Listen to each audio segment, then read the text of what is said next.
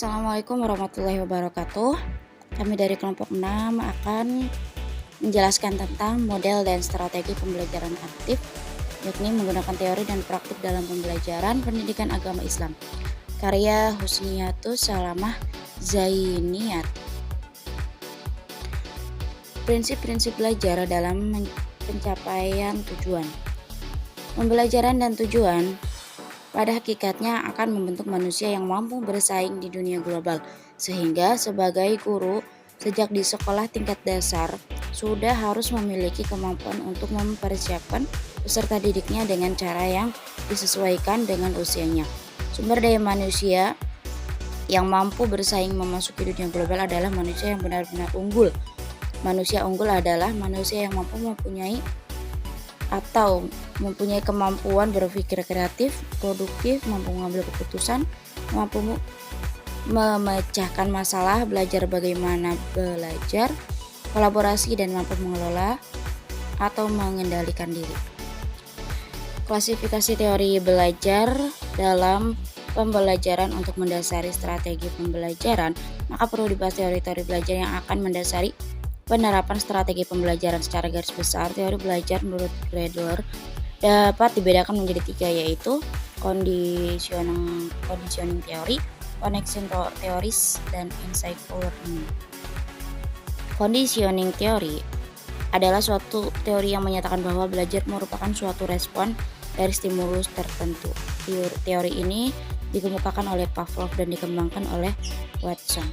Yang kedua yaitu connection theories, yaitu merupakan teori belajar yang menyatakan bahwa belajar merupakan pembentukan koneksi-koneksi antara stimulus dan respon.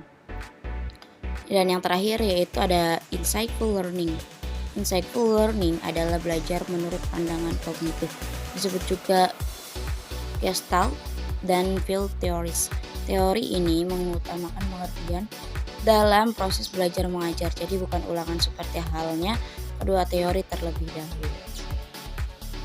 C. Teori belajar dalam perspektif Islam. Dalam pendidikan Islam, proses belajar yang pertama bisa kita lihat pada kisah Nabi Adam, di mana Allah mengajarkan berbagai nama benda kepadanya. Dalam Al-Quran dijelaskan bahwa Allah telah mengajarkan kepada Nabi Adam tentang nama-nama benda, tabiat dan sifat-sifatnya, dan lain sebagainya. D. Aplikasi teori belajar dalam pembelajaran. Teori belajar yang telah dikemukakan akan digunakan dalam konteks pembelajaran.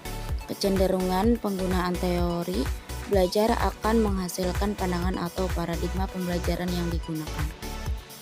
Aplikasi teori belajar behavioristik. Pandangan behaviorisme sebenarnya merupakan penerapan dari teori belajar conditioning theory dan connection theories. Sebagai ilustrasi dapat dicontohkan dari operant conditioning yang dikemukakan oleh B.F. Skinner. Operant conditioning adalah sebuah perilaku yang memberikan pengaruh pada lingkungan serta menimbulkan akibat. Akibat teori belajar konstruktivistik. Dasar paradigma konstruktivisme adalah memandang bahwa pengetahuan bersifat non-objektif, temporer, selalu berubah dan tidak menentu, sehingga ciri konstruktivisme adalah ketidakteraturan. Aplikasi teori belajar kognitif Wigen. Wigen merupakan salah seorang tokoh pelopor aliran konstruktivisme.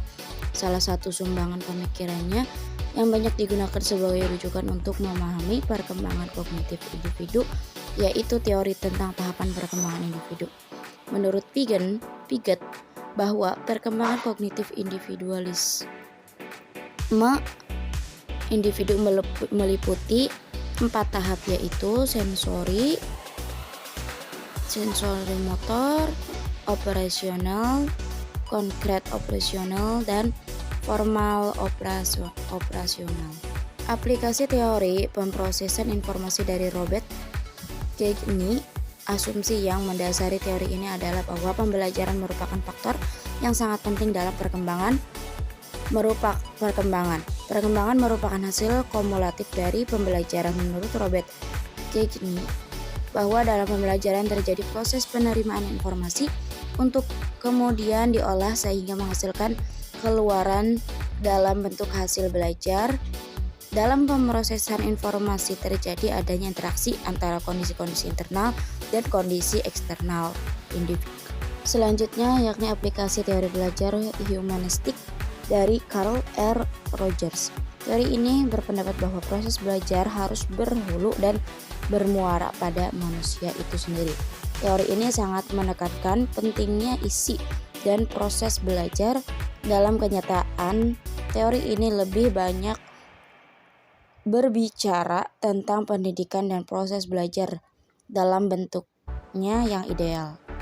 Dengan kata lain, teori ini lebih tertarik pada ide belajar dalam bentuknya yang paling ideal daripada belajar seperti apa adanya, seperti apa yang biasa kita amati dalam keseharian. Teori ini juga bersifat eklektik sehingga berpendapat bahwa teori apapun dapat dimanfaatkan asal tujuannya untuk memanusiakan manusia.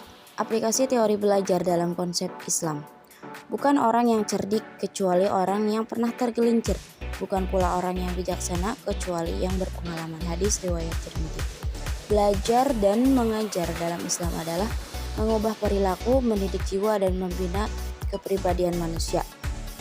Gambaran ini sebagaimana telah dipraktikkan oleh Rasulullah dalam meluruskan perilaku dan menyebarkan dakwah Islamiyah di antara umat manusia. Oke, sekian dari kelompok kami. Thanks for watching. Assalamualaikum warahmatullahi wabarakatuh.